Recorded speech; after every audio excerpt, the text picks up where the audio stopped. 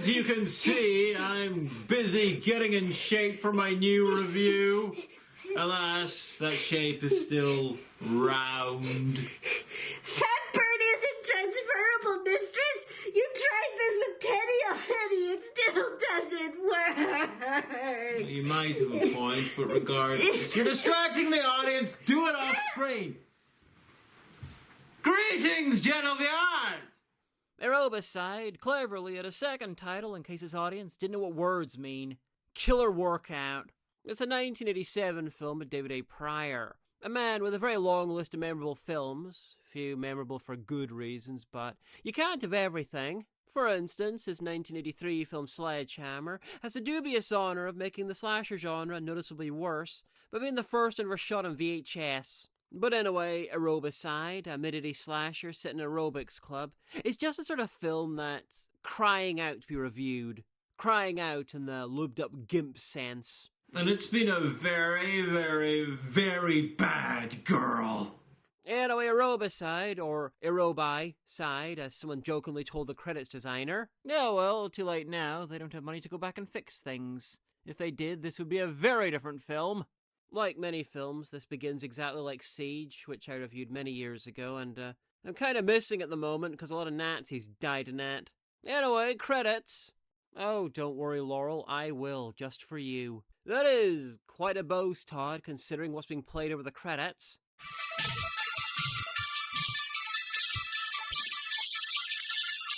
It's Maniac on the score. And it's Halloweening like it's never Halloweened before. This is Valerie, a young aerobics obsessive. You can tell because not even her skirt skips leg day. She likes long walks through her scenes and Ghostbusters references. Look at all the junk food. But most of all, she likes getting her tits out, setting the tanning bed to Chernobyl, and starring in Final Destination -12. Simon. What's going on in there? It's Aerobicide, Jerry!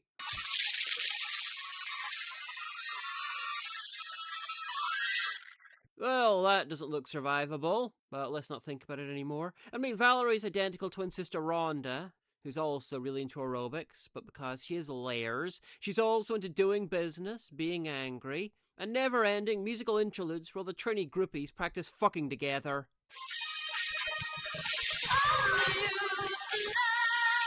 Fanny cam, fully deployed. And I can't believe the intro forgot to credit the most important supporting member of the cast. All the tit shots. Anyway, Luigi's getting in shape to assassinate Gordon Gekko. All those mushrooms clearly went to his hips. Arriving late for work is Jamie. My guess is that she freaked out when she saw the time and forgot to finish getting dressed. Anyway, she really wants to be fired. Well, good afternoon. I just had to spend my time teaching your class. I'm sorry, okay, Rhonda? Jamie, you can't keep doing this to me. But they can't really afford another speaking character / slasher victim, so she stays. I said I'm sorry. It won't happen again. My guess is Jamie's going to make it up to Rhonda by standing next to her and letting her use her rack as a cup holder. Now, some films want to build tension slowly, planting seeds in dialogue and subtle moments in carefully crafted performances. And then some films, like this one of a giant guy in black walk in, say something that you can't make out. No, Jimmy. Then add some scare music and ram the camera right up his nose so we know he's threatening.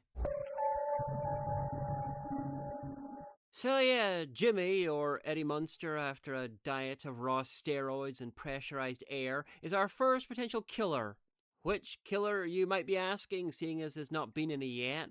But this is the sort of non-linear storytelling that lets them cram a 90-minute slasher plot and 25 minutes of aerobics footage, carefully timed for maximum audience wank and convenience, into a 75-minute film. Ironically, cramming everything into such a small area, mixed with it feeling kind of porn-adjacent, and it being brainless, means the best visual metaphor for the film's structure is aerobics itself. I think this means they filmed this on a Mandelbrot set. Mistress, that joke was multi-layered. The layers were very similar and contained inside each other. Yeah, so? Just well done. How meta. Of course, the hilarious bluntness of the film works in its favor. Half the dialogue is drowned out by the bizarre choice to drown out half the dialogue.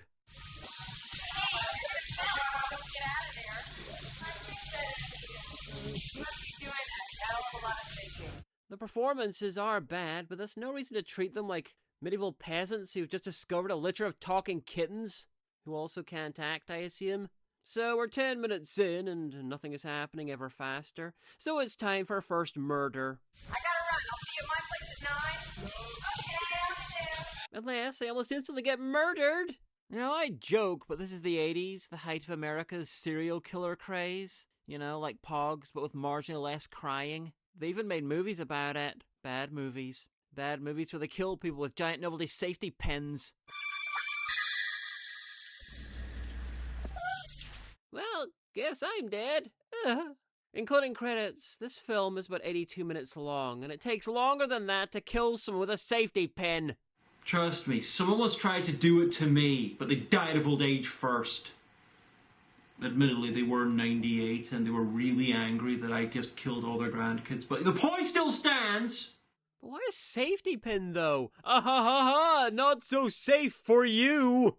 They could have strangled her with a leotard, or used an acid shower, or made her wear a perpetual motion spandex that makes her dance to death. Or a boombox that played special tones that made her brain melt. Oh wait, that's just a soundtrack. Or anything fucking to do with aerobics. Like crush the victim's head with your buns of steel. Anyway, okay, so most people wear their G-strings under their clothing, but Jamie's much too busy not doing her job for that. I'll just say I cleaned it. After all, her time is much better spent staring at pictures of hot women in random people's lockers. But you know, so's most people's. Okay, this woman is fetishizing at a level that most people aren't even aware exists.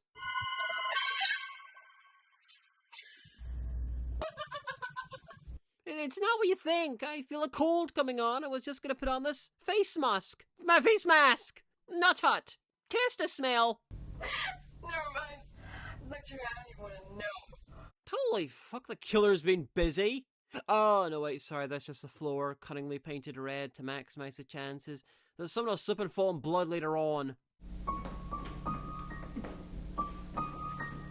You can tell the budget's tight. Their piano's only got 3 notes.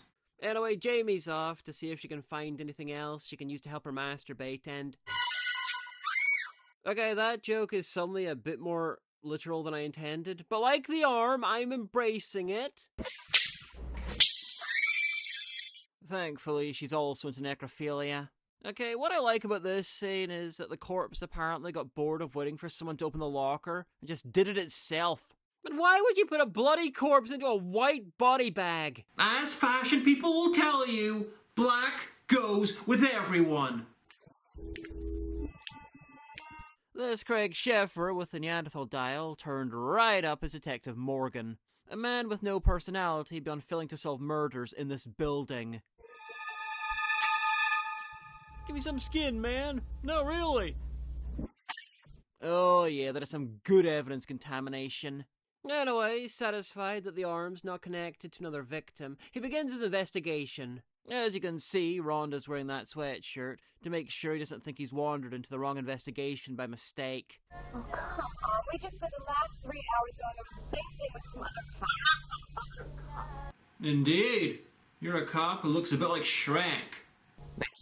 Detective Lieutenant. Police squad. Get used to the name, you're gonna see it. Well, that just sounds like a sexual threat. Oh, no, it's because he's large. Pity I could do with a drink. She was so pretty. Oh, so pretty. Now they can't. Not anymore.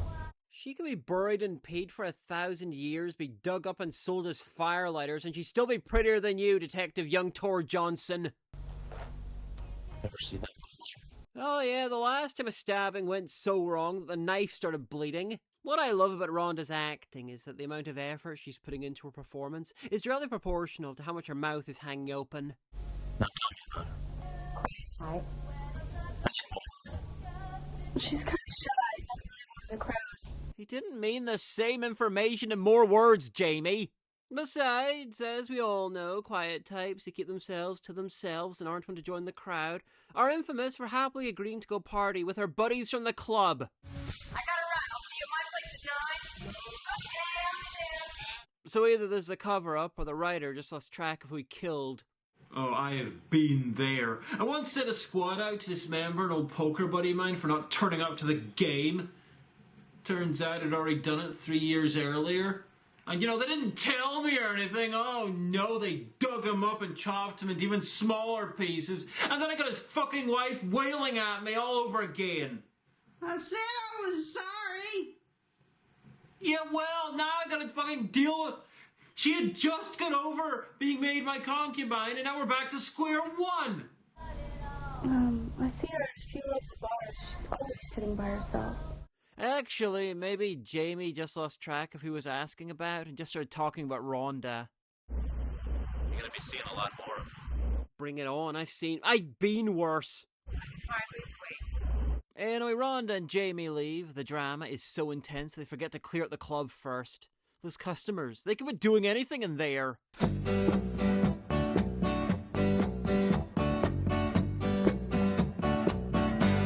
What an ass song. Anyway, in another room, a James Van Der Beek lookalike convention's going on. I'd call those biceps equal opportunity eye candy, but they'd have to go on for another 10 minutes for it to be equal.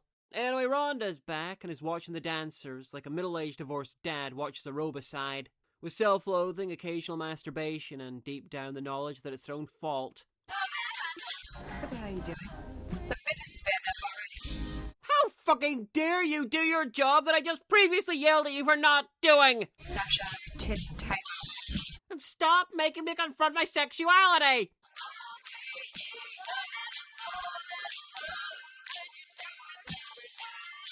Oh, I do enjoy an advanced porn performing class. Why is it advanced to mess with? Because they're not allowed to have sex with each other while the cameras are there. Oh, I thought it was because the music was distracting. Well, there's that too. Can I change the music? It's my only job. Fine. Yay! Well, I am the Ted Demon and I wear my headphones. Who the hell are you? I'm Teddy and I'm very sad. Hello, Teddy, and I'm very sad. I'm glad you finally chose a fucking surname. Who the hell are you? Long story short, this is Chuck. Hi, I'm Chuck Dawson. Chuck is played by the director's brother and constantly shows off how handsome, cut, badass, and heroic he is. So I assume that Chuck was invented as a way to get his brother a girlfriend. Chuck has been given a job by Rhonda's silent partner. And how silent is this silent partner? He never turns up and only exists to get Chuck a job over Rhonda's head, for reasons of plot. Naturally, being a positive and well-balanced person, Rhonda takes being lumbered with this man's acting pretty well. Come on, this is not my story before your relationship. Yeah, it's the 80s. It really should start with sexual harassment. Anyway, Rhonda, being 80% bile and hairspray, sends him off with an important job. Men's toilet needs scrubbing. With a tongue, preferably. Either his or Jamie's. Anyway, apart from that, his job's putting out yesterday's dailies and being harassed by Jimmy, also known as Andre the Miniature, and his douche-seeking car.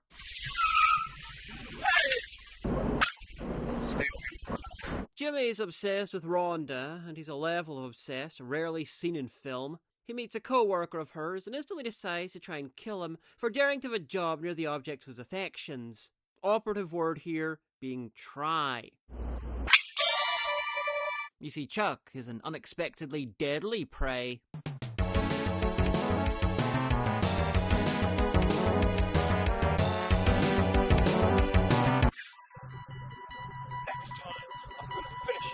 The audience over there is Debbie, and she's the reason that Rhonda probably had a point about him. Gonna go for a ride? Yes, that's not very good all day. Well, my work here is done.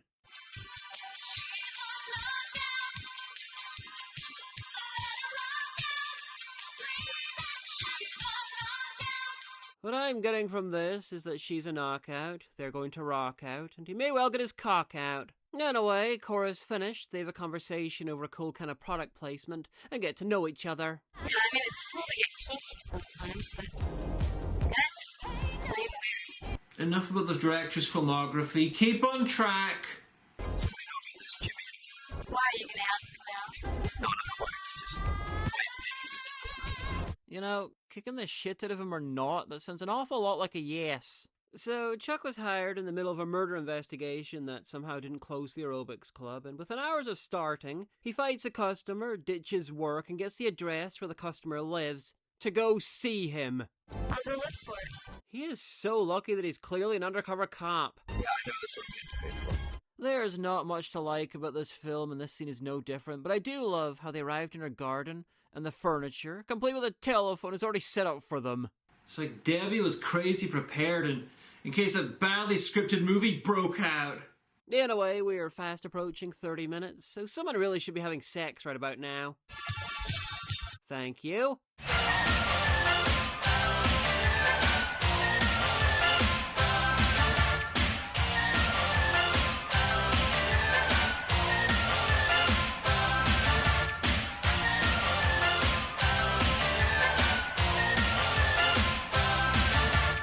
It's like Jimmy's Biff Tannen in No Country for Swole Men, carefully scanning for his next victim.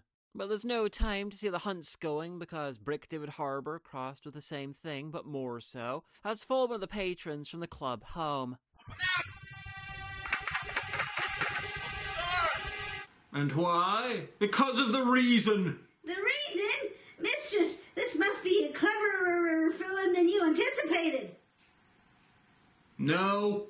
Well, now that is some excellent door closing / door locking / door continuity. Word of advice, 3-dimensional shovel for a head. Next time, you say police before spending 20 minutes punching someone's door. Roxanne! Because I assume you're called Roxanne. You don't need to live in the red room. You don't need to perform in the red scene. The red being blood. You might think it's strange that he starts banging on her door and yelling at her to open it up when he has no idea she's being attacked, and then bursts in seconds after she died, but it's really not. Because this is a really bad film. Besides, you could hear those scare chords all the way down the street. And the killer's gonna have to use all their wits to get out of this one. And they did. Everyone in this thing is a fucking moron. The killer committed suicide by leaping out of a window, head first, but they were unfortunately too dumb to die. Okay, so we finally have some confirmation that the killer has hands. This narrows it down immeasurably, as in you can't measure it because it's not narrowed down at all. Anyway, after a quick scene of assholes being assholes to assholes,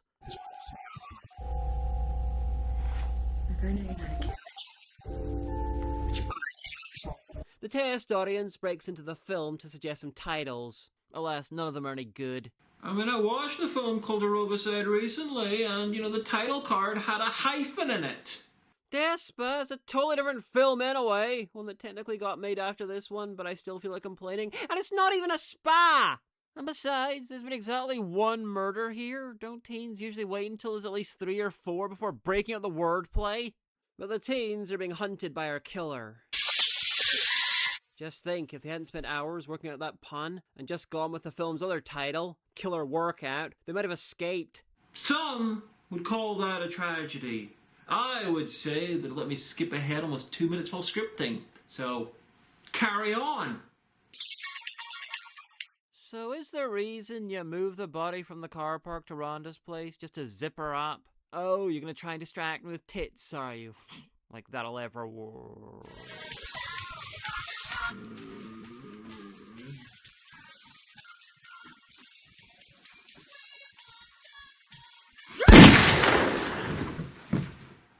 I'm sorry! That's never happened to me before! No, mistress, we both know that isn't right. What I'm getting from these scenes is that business wasn't hurt in the slightest by all the murders. Clearly Rhonda's either a marketing genius or so bad at business that she's managed to attract an entire clientele who wouldn't know when to go somewhere else to prance, wear tennis shorts and be killed with a gom jabbar if their lives depended on it.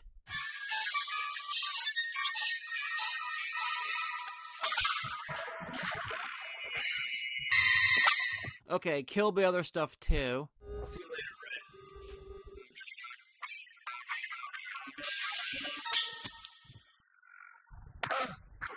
Send more gym bros. Well, that was quite a double event. Will someone please install a meme that's less than 20 years old?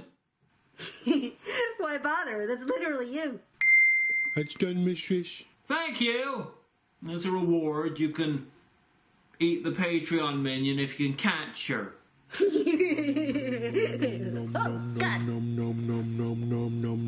Anyway. You know what? I can live with this. Oh yes, of course. The killer would store all their gear in a locker at the Aerobics club where the killings are happening, where it'd surely be found if the total amount of brain cells involved weren't badly outnumbered with a single cop investigating it. Okay, technically there's two, but Chuck is way too busy attacking the guy who found the dead bodies to competently investigate anything.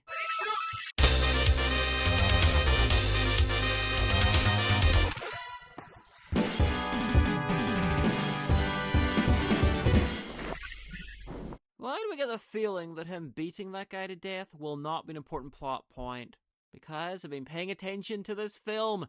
I don't know what it is about you, but I'm gonna find out.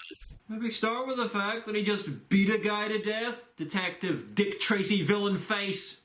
Well, look at him. He's clearly too pretty to jail. He'd make all the other inmates feel insecure. Oh, wait, he's still alive. Okay, take on my previous lines and change kill to assault. And add a bit where I get angry about them cutting from him beating the guy half to death to a fucking body bag.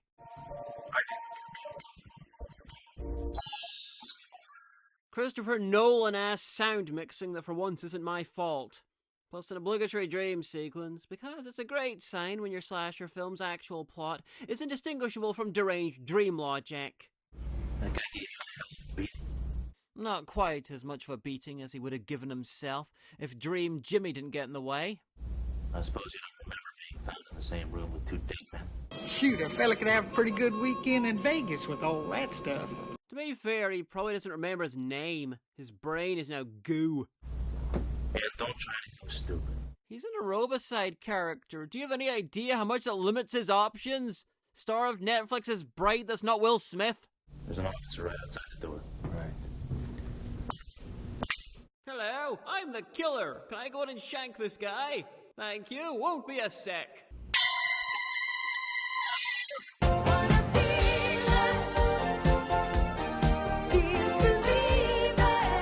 Not even a corpse being taken past the dancers can stop aerobics. Do you think they're reusing the same body bag, or if they got a good deal in a bulk order?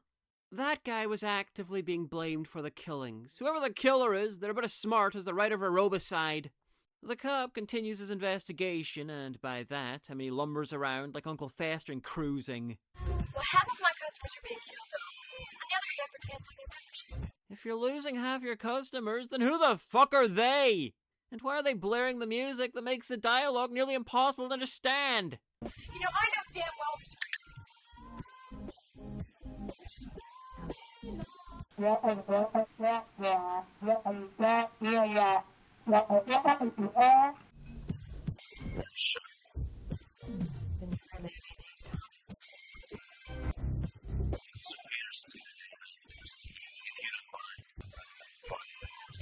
You know, out of all the questions I've asked, I was not expecting that one to be answered. Hey, if the body bags weren't white, you could maybe reuse them.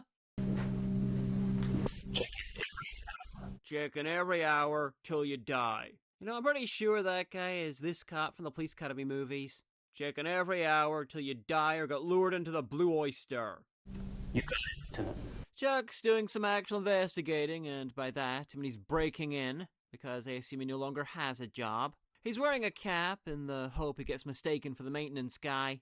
His disguise is so convincing that the director forgot he's being played by his own brother and started perving on him. They keep cutting back to Jimmy hate-fucking the concept of exercise itself. I'm not sure why, all it's doing is telling me that A, he's angry, B, he likes to lift heavy things, and C, really should be kept off screen. And I already worked out all three of these ages ago. Wait, guns? Oh, he's broken into Jimmy's house. Suddenly his decision to leave fingerprints everywhere makes even less sense. Anyway, based on seeing Jimmy's Rhonda and weaponry-based shrine, Chuck decides to go break into her place instead. Luckily, though, she's outside, so it's merely trespassing this time. Unluckily, though, Jimmy's beaten him there, and wants to beat him everywhere else, too.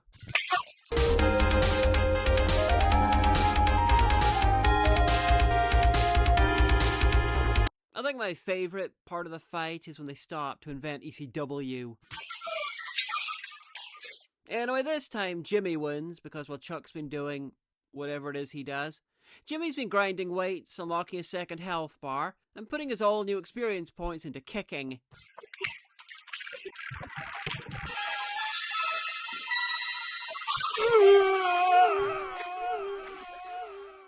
You win. Perfect. Where is he?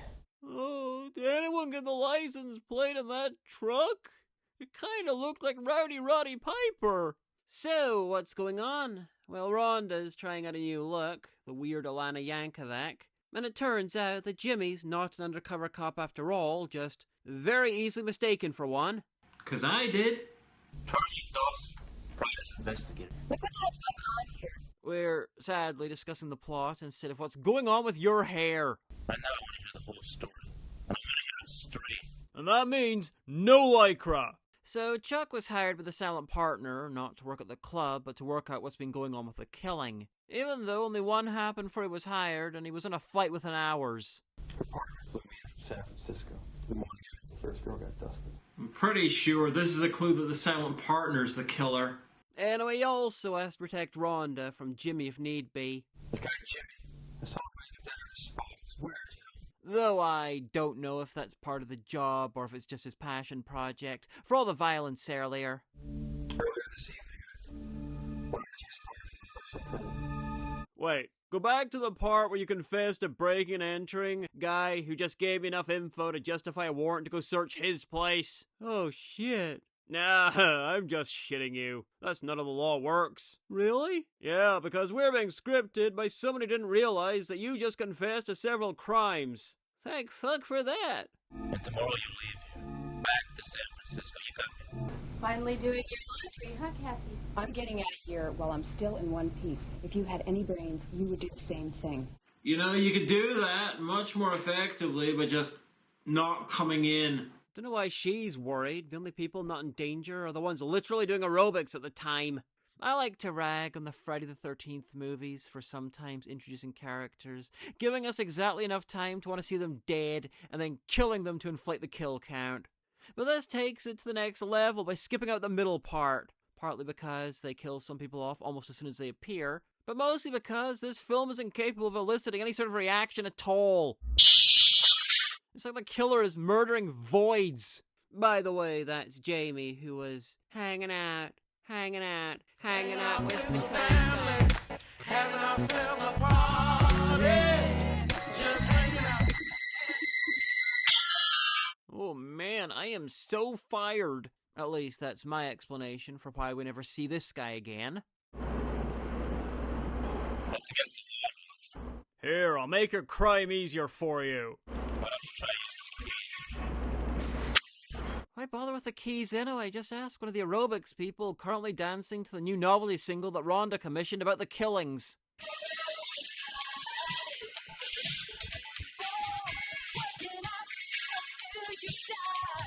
You know, say what you will about her, such as she's clearly the killer, but she's amazing at publicity. Anyway, Jimmy, still at slightly large, and ever more resembling a basketball with hair, has decided to finish what he started with Chuck. I'm of course referring to the hit and run.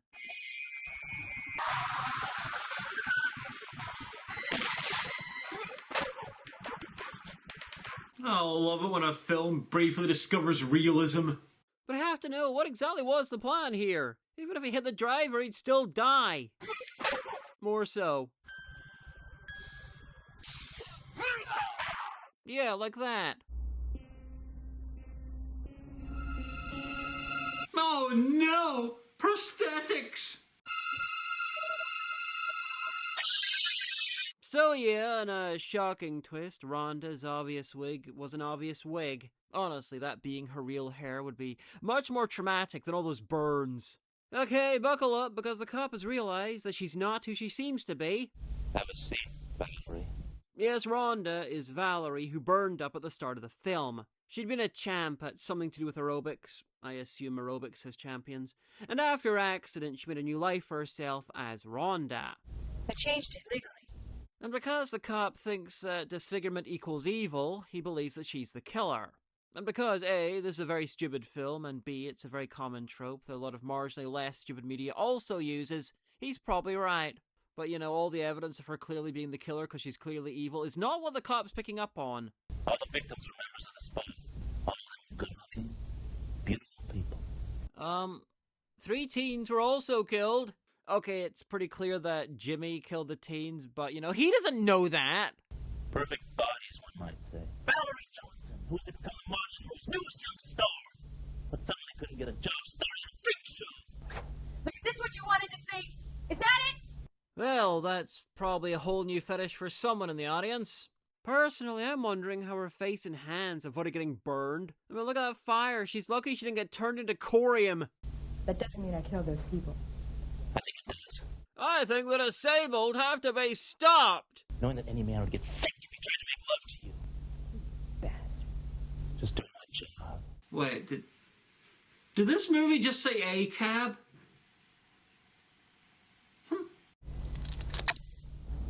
What is it now? Dead. Same MO. Yeah, same MO, other than the location and the big car-based dents in his body. Lieutenant, are you there? Come in. Freeze, Alex! Wait, how'd you find him? Oh, that's probably his house. How'd no one else find him?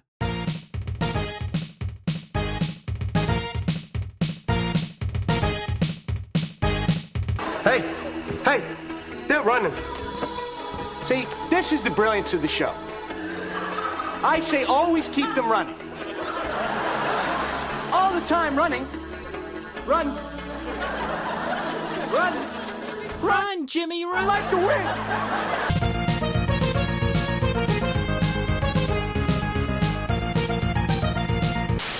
And just off screen, a dumbass kid in a brown suit who did nothing wrong is dying over and over again in a series of bizarre accidents involving a dog. It's a game of cat and mouse now. The main difference is both the cat and the mouse have guns, and neither can shoot straight. So it's like a game of cat and mouse if it was much more dangerous to the homeowner. There is so much footage of them stalking through unmemorable places that I'm semi-convinced they actually lost track of where each other were, and the director kept it in for cinema verite. It's like they're using guns as dowsing rods.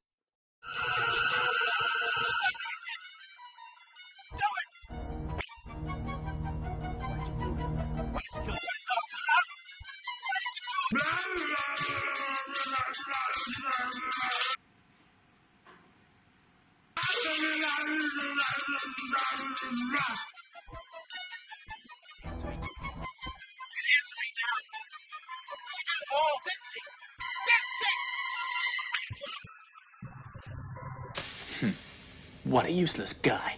So Rhonda decides to try and have some pathos by looking at herself. Then she seemingly gets pissed off that her face didn't also get burned, and she takes it out in the mirror. I'm afraid Rhonda's gonna have to work on her issues herself. She decides to shower, putting her Prince Valiant wig away. Not sure why, seeing as the water's not gonna make it look any worse. Anyway, Jimmy's arrived to rowdy Roddy peep her, but she's prepared.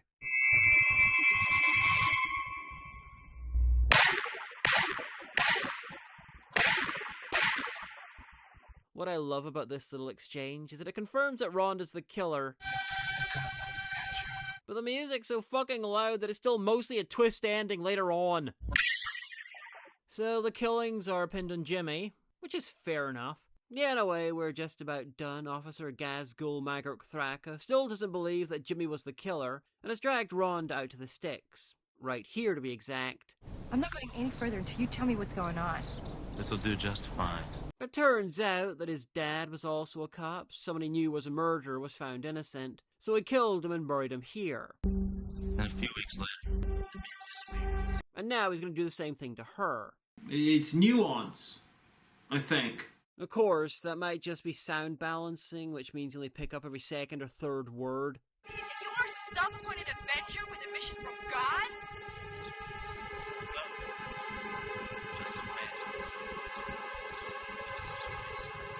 It's ambiguity on a technical level. Of course, when you plan to do this, it's not the best idea to monologue about it, because while we can't understand what you're saying, she hears it just fine.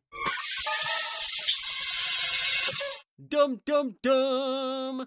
You know, possibly the biggest twist in the scene is that she was taken out to the middle of nowhere by him, alone with a shovel, and she was actually surprised by his plan. In a way, like all of us, Rhonda celebrates her freedom by dressing like Elastigirl, and by basking in the adoration of the fools who are still dancing in the club. Well, Rhonda, I see. Not looking mental's going well. And by midweek, this place will be packed to the walls with gorgeous bodies. It already is. Those people never leave. But the club being a success is the main thing. That and doing an evil laugh with your murder weapon, with your office doors unlocked. Well, this is terrible, but it's kind of hard to say exactly how terrible. I mentioned it a lot and gave some examples, but the sound balancing is a real problem. There are plot developments that you miss, whole scenes where you can barely work out what's going on. A good film would suffer under that, and this is probably not that. I've never seen another version of this film, but my guess is the sound issue isn't with the film itself, just this version. So while this is probably terrible, it might be less terrible if you find a better copy than me. Still, I'm kinda glad that the thing fucking up the dialogue is a soundtrack. It's a good collection of 80s cheese. The fucked up audio doesn't improve the film, but it definitely doesn't make it any worse. Just harder to follow, which might be a good thing. I'm the Amanda Hagan, I live with it every day.